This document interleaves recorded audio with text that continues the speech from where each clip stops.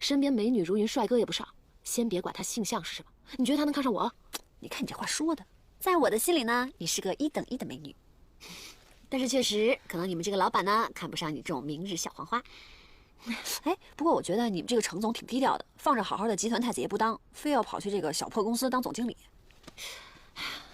周全，咱们先别管那些老板们的八卦。我知道你就是担心我这个明日小黄花，但是我也不能一辈子靠你姐姐啊。你也知道现在找工作很不容易，他给的工资挺高的，我也暂时找不到更好的了，对吧？我现在就想好好的独立，这样才有可能把嘟嘟接回来。好，但是咱们俩说好了，如果你觉得委屈，咱就不干了。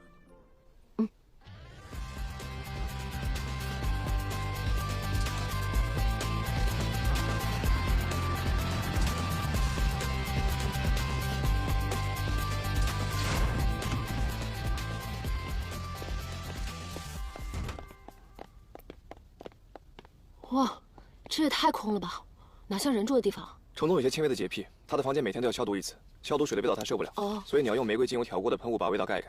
桌面上不能摆放杂物，家里除了你们2个，不能有活物。哎，那花花草草算不算活物啊？算。他早餐倒是没有什么特别的要求，就是乳制品一定要是新西兰南奥塔多牧场，牛奶要脱脂的。每天他10点到公司，你7点起床，8点准备早餐，9点出门。我刚才说那么多你都记下了吗？所有的外套要全部干洗，贴身的衣物要用专用的洗衣机和烘干机消毒。洗衣后柔顺剂的品牌千万不能搞错了，用完了要买同款无香型，他不喜欢太浓烈的味道。这个是杂物间。天哪，这是什么衣服啊？难道说老板有什么特殊的爱好？上次开 party 的时候留下的。放心，老板的审美和取向都很正常，你应该很安全。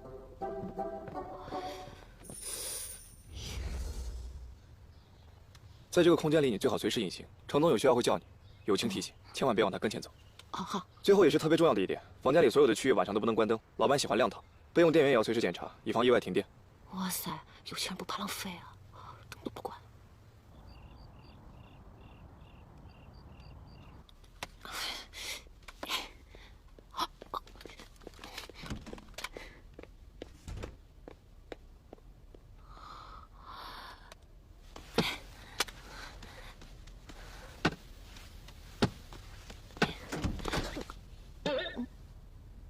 好吵啊！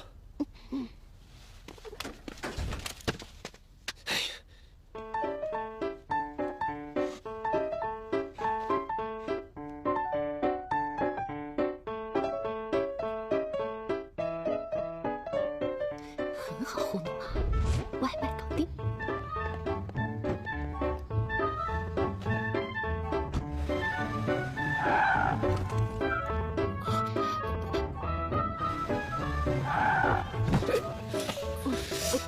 对不起啊。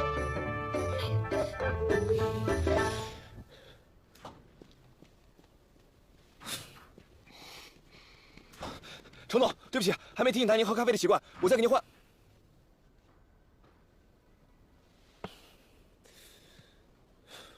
出去。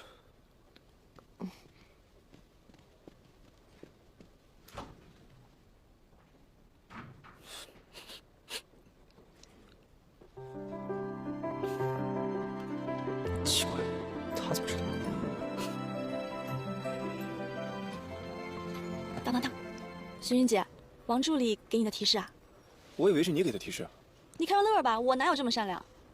什么提示啊？咖啡沙。你是第一个新人泡咖啡没被老板砸杯子骂出来的。真的吗？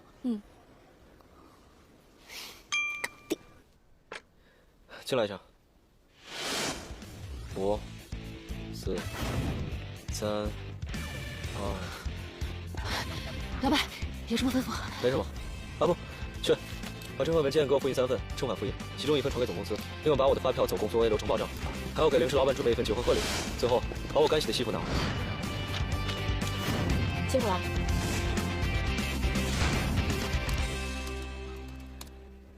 群姐，我先走了。哎，好，明天见。哎，辛苦，拜拜。我有一种直觉，我觉得吧，徐玉小姐姐能把老板安排的明明白白。事情做完了吗？就开始偷懒。程总，您布置的工作都做完了，可以让王助理检查。你确定他真的没有工作经验？简历上是这么写的。但我还请不走他了。老板，您要找的是助理，如果他能胜任，何乐而不为呢？我不喜欢他，他长得不好看。包小静好看，要不让包小静当您助理？那还是算了吧。这个工作需要7乘24小时待命，你没孩子吧？怎么会有这么奇怪的承诺书？主要是这个助理岗位要求比较特殊。那一定要签吗？嗯，你再考虑一下吧。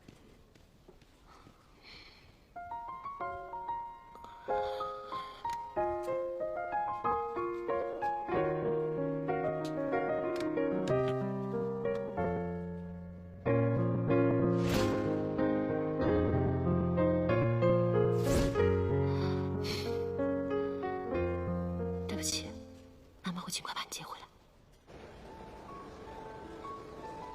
我还真没想到这中午还能跟你吃饭呢。哎，你们这种贴身助理中午不用陪老板吃饭啊？他每天中午都有2个小时生人勿近。这么年轻就有午睡的习惯了。